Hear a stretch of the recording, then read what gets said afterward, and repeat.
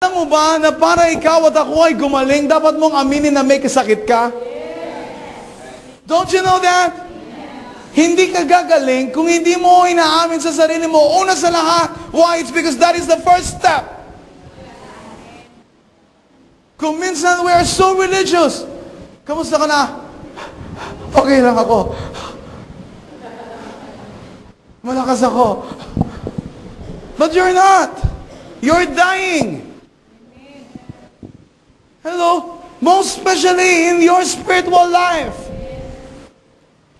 That's why I'm expecting from you guys, sa inyong, like for example, what we have right now is discipleship. Amen? Amen. Meron tayong discipleship ngayon. Amen. Sino nag-undergo ng discipleship? Okay.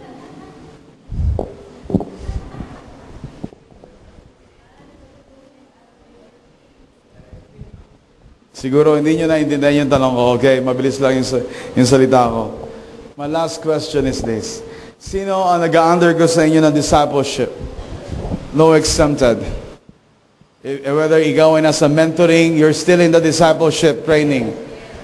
Whether you are leaders, you're still in the discipleship training. Now, sino sa inyo ang nag-undergo ng discipleship? Okay, malinaw na tayo? Amen. Sino? Let me see your hand. Be honest to yourself. Oh. Okay? Good? That's good. Okay? Okay? So, nag-undergo ka? Okay? Meron? Okay? Rod, meron? Okay? So dito, let me see. Here. Here lang. Here. Okay? 1, 2, 3. Okay? So si Che. Che. Okay, kausapin mo mamaya si Ninang Presi. Kung, okay? Nang, bahala kayo ni Che. Amen? Okay? So why? It's because nais ko na ang bawat isa sa inyo ay ma-train. Are you with me? Nais ko na ang bawat isa sa inyo ay ma-equip. Can you imagine, like for example, kung ang bawat sa inyo, give yourself 5 months to 2 years from now. Hello? Hello? Amen. And ang bawat isa sa inyo ay, you know what, na full equipped. Amen. Can you imagine? Listen to me. Hindi malabo at hindi imposible kung ano ang ating tinatahak na matapos natin kung ano ang pinapagawa ng Diyos sa ating lahat. Is that true? Is that true? No? That's why kung meron mang isang bagay na dapat natin makita sa sarili natin ngayon, you know what? I hope na masigasig ang bawat isa. Tama po ba? And wag niyong hayaan, you know what? Na hindi magkaroon ng quality time, yung discipleship na meron kayo. Hindi pwede, okay, basta lang naupuan nyo sila, and basta umupo lang sila. Amen? Amen. Okay, done. Please, don't do that. At least, bigyan mo ng quality time. Yung tao na dinidisciple mo. Am I right? Amen. Why? It's because alam mo kung ano ang magagawa ng quality time doon lang sa wala. Basta nagbigay ako ng 5 minutes. Matagal na nga yung pastor eh. Ano yun? Binasbasa mo lang? Amen. Go. Diba? Amen. Go and multiply. Go and multiply. Please. Amen. Don't do that. Huwag natin gawin yun. Pwede ba? Are you offended to me? I hope not. Diba? Why? It's because this is our family. Kung meron akong isang bagay na sinasabi sa inyo katotohanan, ano mas gusto niyo marinig? Yung katotohanan o kasinungalingan? What do you think? Diba? To be honest with you, hindi madali magsalita sa inyong harapan. Hello? No? But it is by the grace of God kung bakit kami tumatayo sa inyong harapan. That's true. You know what? No? And do not try to compare me, no, sa iba. Please don't do that. Why? It's because isa lang yung Ronaldo Flores sa buong Pilipinas. At sa buong mundo. I know sa NBI, maraming pangalan na Ronaldo Flores. Tama po ba? But ang sinasabi ko, yung katangian ko. That's true. Tama po ba? I'm not trying to copy anyone. Are you here? No? I know kung ano yung procedure na ginagawa ng Lord sa buhay ko. I know kung ano yung preparation na ginagawa ng Lord sa buhay ko. Now, kung ano yung naririnig nyo sa akin, why? It's because of the grace of God into my life. Amen. And you know what? No? Nais ko rin na maunawaan niyo the reason kung bakit tayo narinito. Why? It's because kailangan natin ng bawat isa. Do you think kailangan niyo ako? Do you think kailangan ko kayo? Can you imagine that? We are one. Amen. Why? It's because kailangan natin ng isa't isa. Hindi natin maiuusad ang isang bangka kung isang tao lang ang nagsasagwan. And yet, ang puno ng ang laman ng isang bangka ay 100.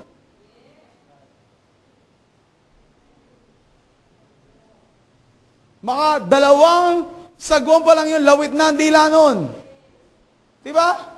That's why, kung 100 ang laman ng bangka, listen to me, dapat yung 100 ang siyang magsasagwan. Para saan? Para dalhin natin ang sarili nating katawan sa ating patutunguhan.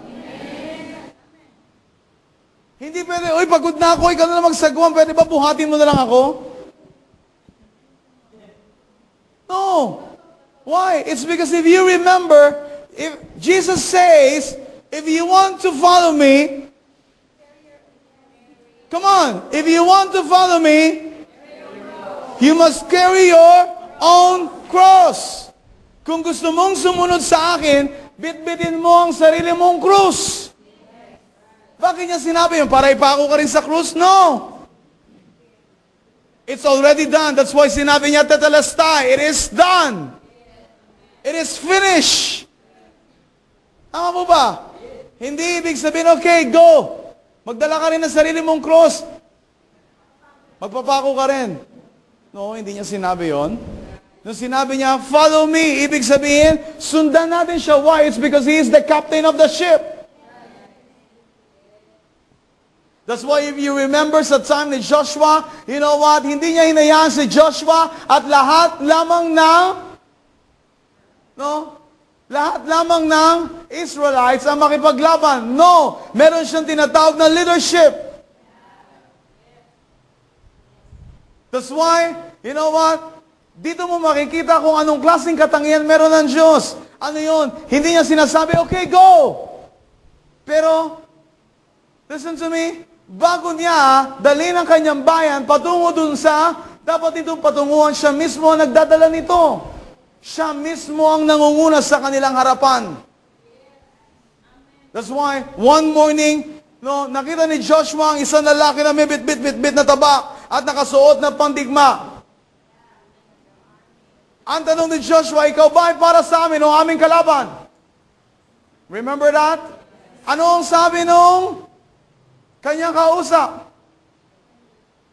Come on, talk to me. Anong sabi niya ang kanyang kausap? No? If you remember first, sinabi niya, alisin mo yung sandalyas dahil ang yung tinutungtungan ay lupang banal. Is that true? Yes. No? Hindi niya rin sinabi na siya ay kalaban. Bagkus siya ay naroroon para saan? Tulungan sila na makipagdigma. In fact, that is the presence of Jesus. Are you with me? Yes. Na, you know what, mangunguna sa digmaan para sa kanyang bayan. And can you imagine this? Ito ang ginagawa ng Diyos sa atin until now. That's why, anong dapat natin gawin? Hindi tayo pwede, no, sige Lord, mauna ka lang. Ano? Alam ng Diyos yung ginagawa niya. Walang problema na mauna siya. But siguraduhin natin na habang nangunguna siya sa atin, nandoon tayo sa likuran niya. But a lot of Christians right now, sige po, Pastor, mauna na kayo. God bless you.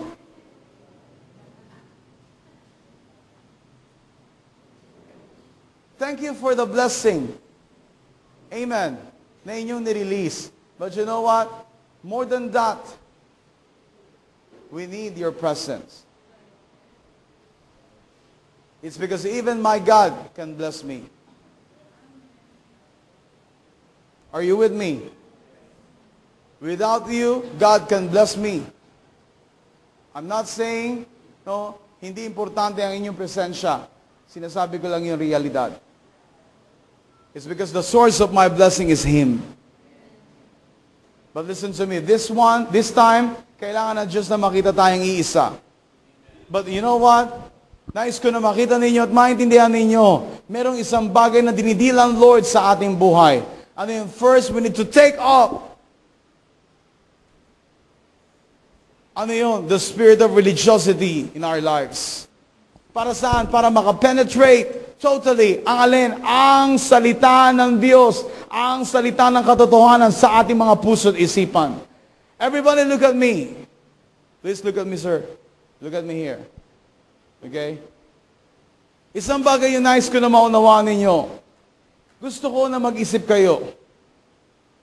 Kung bubuksan nyo lang ang inyong puso at isipan sa Diyos, puso at isipan sa Diyos, sa Kanyang salita, I tell you, even this day, God will set you free. Mark my word. Pero kung minsan, ayaw natin buksan ang ating puso at isipan sa Diyos, sa salita niya. Why? Bakit ka natatakot na buksan ang iyong puso at isipan sa Diyos pag nanakawan ka ba niya? It's because I know kung minsan ang laman ng isip ninyo, ano yun? Ang laman ng inyong kaisipan at ang inyong puso, kung minsan isa lang. Ano yun? Iko-convert ako na itong pastor na to. Kaya kailangan, no, hindi ko pakikinggan kung ano yung sinasabi niya. Listen to me! Hindi kita kailangan i-convert. Amen. Amen? Bakit kita kailangan i-convert? No way. Hindi kita kailangan i-convert. No, ang Diyos ang magbabago ng buhay mo, not me. But the only time na ayaw mong makinig, it's because naipako na sa iyong kaisipan. Once na nakinig ako sa mga sinasabi nito, madadala ako ng kanyang emosyon. Listen, hindi emosyon ang pinag-uusapan dito. Ang pinag-uusapan dito, salita ng buhay. Salita ng katotohanan. Na kung saan may kapasidad na baguhin ang pagkatao mo. Bigyan ng direksyon ng sarili mo. Why? It's because sa matagal na panahon, ang buhay mo at ang buhay ko ay nasa kadiliman. That's why many times sinasabi ko sa inyong harapan, I know, hindi pa ako nakakita ng isang taong namatay, subalit muling nabuhay. Never pa sa buong buhay ko na nakakita ko noon. But nakakita ko ng tao na dati-rati ang buhay niya ay nasa kadiliman. Subalit nung isang araw, siya ay tumanggap sa salita ng katotohanan. Siya ay ganap na naging malaya at ganap na nakalakad sa kaliwanagan. I tell you, yun ang salita na ayaw ng mga tao. Why? It's because of the spirit of religiosity upon our lives. Ano ang masama? Napalayain ka ng Diyos. Pero pag sa inuman, nangunguna. Sa bisyo, ayaw mong tanggihan. Talk to me. Ano ang masama na mamuhay sa katwiran at sa kabanalan? Pero sa chismis, okay lang.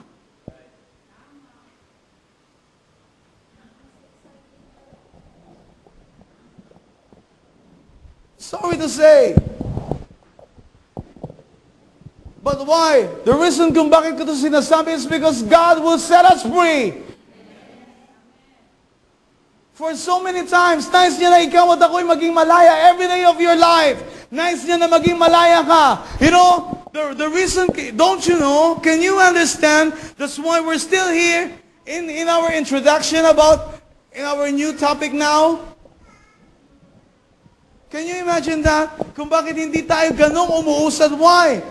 Not because, no, gusto ko lang, but because this is the pacing of God. If you don't know how to discern, I tell you, sasabihin mo, inulit na naman ni Pastor, so what? If that is the leading of the Holy Spirit, ano magagawa ko? Amen? Why? It's because I believe, even the same message, even the same verses ang tinatakal natin, but I know, merong itong iba't ibang angulo. That's why you must see that. Dapat mo makita yon sa iyong buhay. Why? It's because nais niya na ikaw ay maging malaya. Ito yung dahilan kung bakit hindi totally nakaka-breakthrough ang isang tao. Dahil sa spirito ng relihiyon na hinayaan natin na ipantakip sa ating katauhan. Like what happened to Adam and Eve. Nung sila ay nandoon sa Garden of Eden. Or Garden of Eden. Amen? Kumuha sila ng daon ng igos at ito ang kanilang pinantakip sa kanilang hubad na katawan. Why? Dahil nabuksan ang kanilang kaisipan patungkol sa kaalaman ng mabuti at masama. That's why naisip nila na kumuha ng daon ng igos at ito ay kanilang pinagtagni-tagni at ito ay kanilang pinantakip sa kanilang katawan. Nung dumating ang Diyos sa kanyang hardin, tinawag niya ang kanyang mga anak. Sabi niya, nasaan kayo? At sinabi nila, sila ay nagtatago. Saan? Sa kakahuyan. Why? Dahil sila ay hubad. Natatakot sila. Na-expose nila ang kanilang sarili. Ito, kalimitan ang katatayuan ng marami sa inyo. At maging na maraming Kristiyano sa ating kapanahunan. Ano ang kinatatakot mo na expose ang iyong sarili sa harapan ng Diyos? Mas maganda na expose mo ngayon ang buhay mo sa kanyang harapan kaysa ikaw ay ang expose ng Diyos. That's why sinasabi ko sa inyo, better for you to judge yourself now. Why? Kaysa husgahan ka ng Diyos sa pagdating ng panahon. Malaki ang pagkakaiba na inuhusgahan mo na ngayon ang sarili mo. Kaysa darating ang panahon, tatanggapin mo ang kanyang paghuhusga sa inyong buhay. Merong grace doon ng Panginoon kung ikaw ang maghuhusga sa sarili mo. Why? Ibig sabihin, nakikita mo yung realidad na meron kang mali. That's why ginagawa mo na in advance yung paghuhusga sa iyong laman, sa iyong kasamaan, sa iyong kasalanan. Ayaw mo nun. That's why sinasabi mo, ayaw ko ng mga bagay na ito, Panginoon.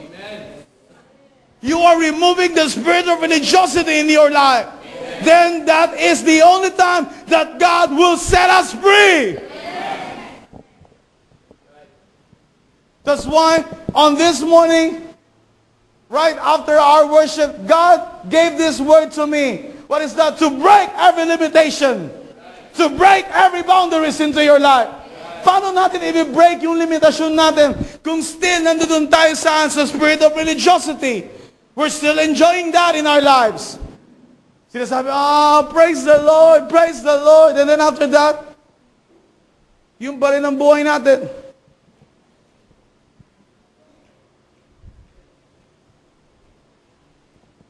Can you understand this? Naunawaan niyo ba yung sinasabi ko?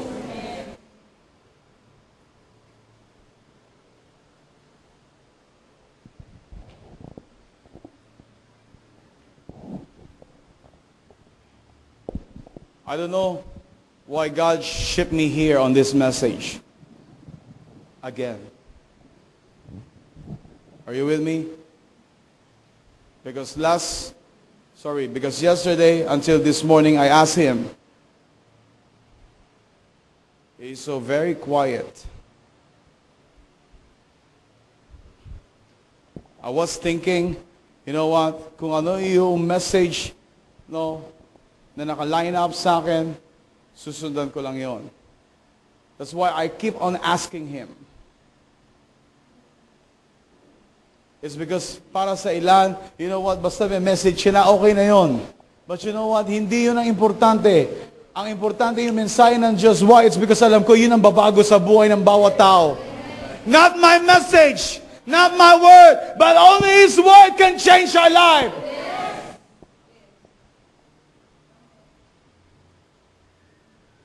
That's why it is very, very important na bawat isa sa atin matutunan natin kung paano makinig at tumanggap. Makinig at tumanggap, makinig at tumanggap, makinig at tumanggap. Kahit na ulit-ulitin ko, it's okay. Why? As long na makuha mo yung essence. As long na makuha mo yung nais ng Diyos na makita mo. Ang tanong, nilalakaran ba natin? Pinipilit ba natin ang sarili natin na makinig? At pinipilit din ba natin ngayon ang sarili natin na tumanggap? For me, it's okay na pilitin mo ang sarili mo na makinig at tumanggap. As long na pinupush mo ang sarili mo. Hindi ka lang nakarelax. Okay, go, preach. Preach. Don't do that. Amen? For me, kung meron mang isang bagay na pinakamahalaga at importante, you know what? Makita ang bawat isa na nagbabago ang buhay. So what if we are 40? So what if we are 50? So what if we are 60? So what if we are less than 100? For me, it doesn't matter. For me, ang importante, hindi yung numbers.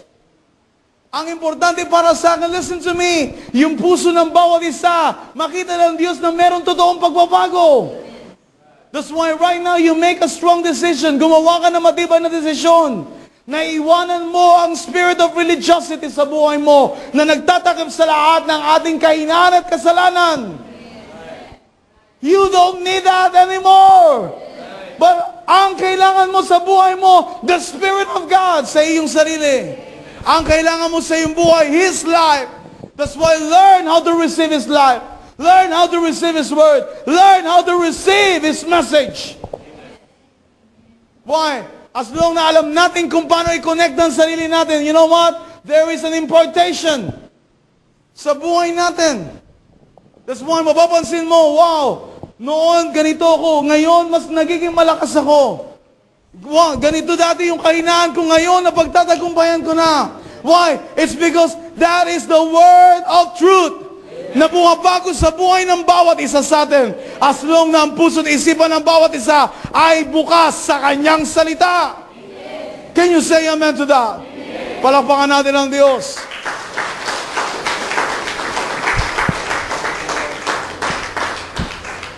Are you ready? Yes. Are you sure? Yes. Turn your Bible in the book of Jeremiah. Now, I can sense, I can feel, no, that you are on fire now by the grace of God. Do not allow yourself to remove that fire from the Holy Spirit once again. But be there. No?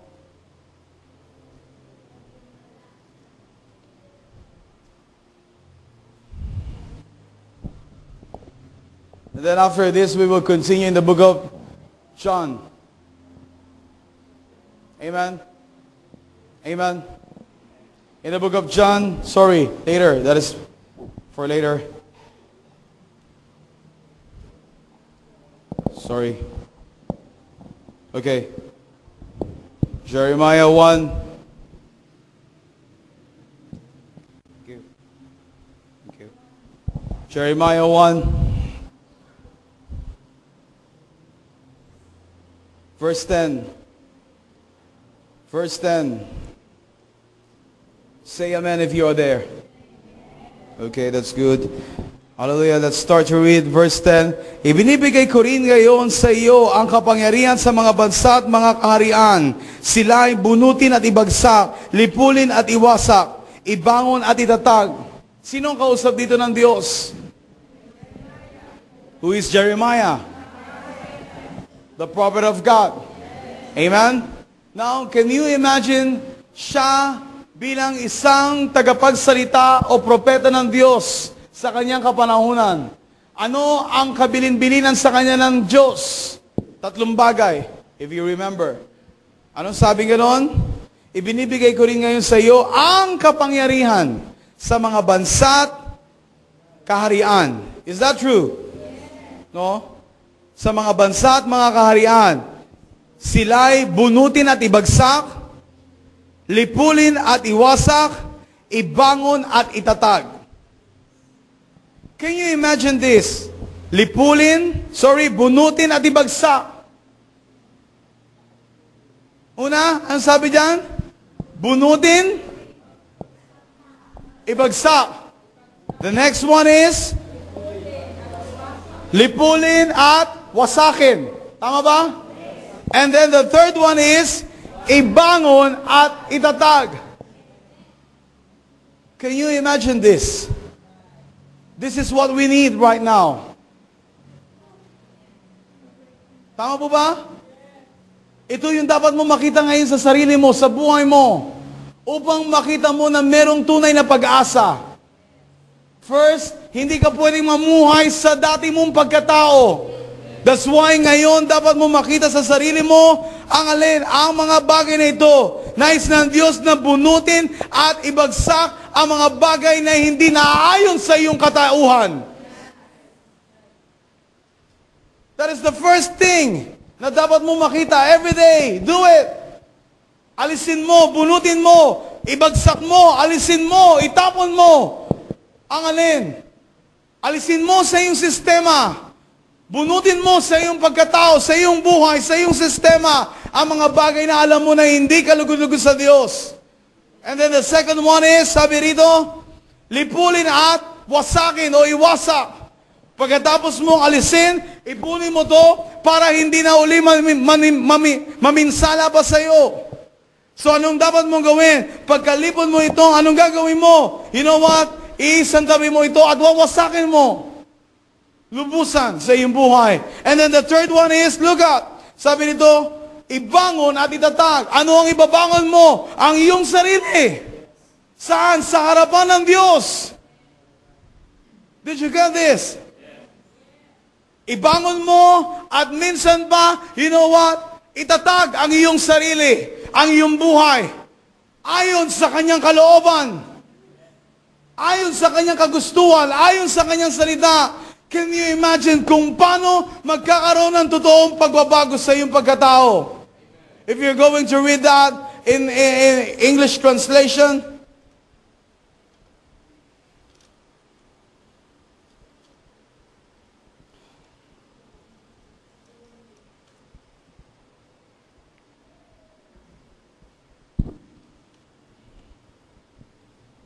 hello?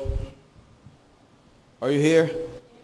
See, I have appointed you this day over the nations and over the kingdoms, to pluck up and to break down, to destroy and to overthrow, to build and to plant, para itayo at itanim. Tama ba? To build, itayo, is that true? And to plant, itanim. And that is you. We need to undergo on this kind of process. Amen. Now, dapat mo makita sa sarili mo, ano yun? Meron siyang pinupull down sa pagkatao natin. Meron siyang pinibreak down sa sarili natin. Is that right? Amen. Meron siyang pinapluck up. Alam mo, pluck. Pag sinabi pluck up, inaalis, right? Sorry? Pluck up. Out. Okay. Nakalagay dito, pluck up. Okay. Are you with me?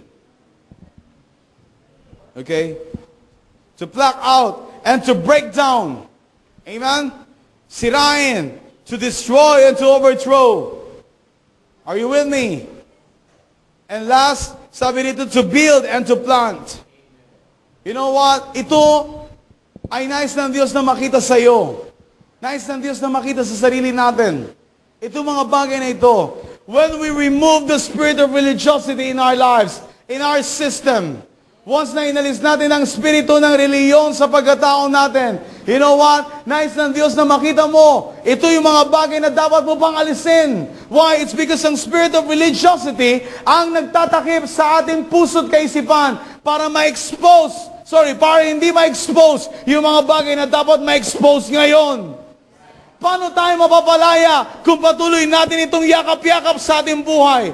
Tila iniingatan natin